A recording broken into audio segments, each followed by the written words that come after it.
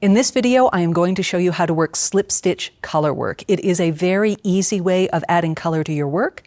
It is usually worked using a chart, and I'm going to show you how to read that chart in addition to doing the actual knitting. So what makes slip stitch color work so easy is that you are only working one color of yarn at a time.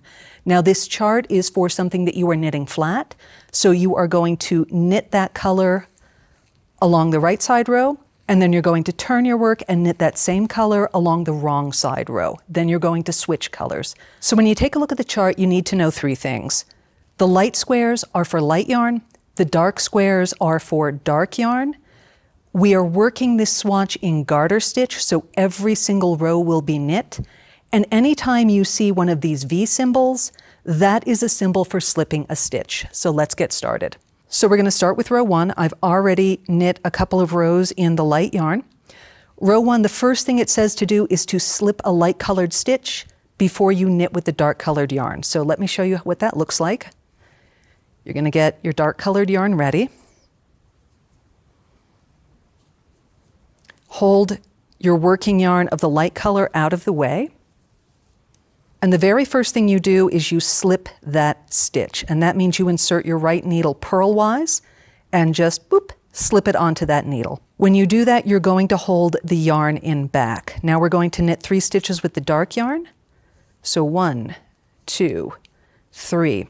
There's that symbol, the light symbol with the V. We are going to slip 1 stitch, always holding the yarn in the back. Let's do this again. 1, 2, 3.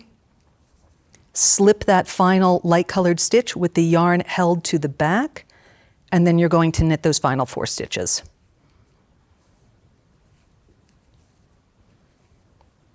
Okay, now you're going to turn your work. And again, you are only working 1 color per row. Now when you turn your work, you are going to follow the chart from left to right.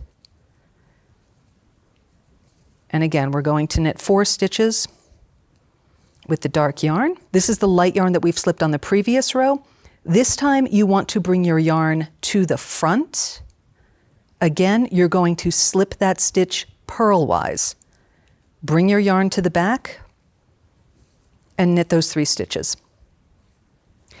In general, when you're working slip stitch and you're working it flat, you will always hold the yarn to the back on the right side when you slip a stitch, and you're going to hold it to the front on the wrong side when you slip a stitch. So again, bring your yarn forward, slip that stitch as if to purl. 1, 2, 3. Now this gets a little sloppy here because you're working with some loose yarn ends, so let me kind of pull that tight. And then that last stitch, again, you slip it with the yarn in back.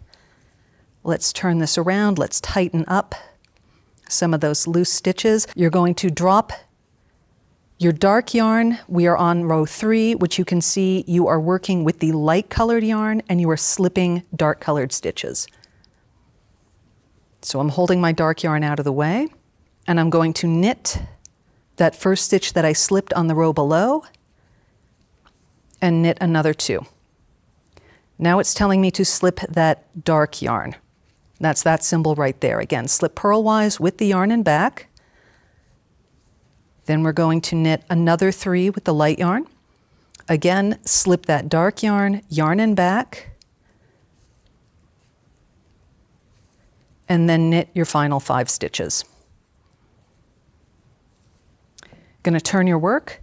This time you are working the light colored yarn from left to right. This does require a bit of yarn wrangling, but you will get used to that. So okay, so now I am going to knit those 5 stitches.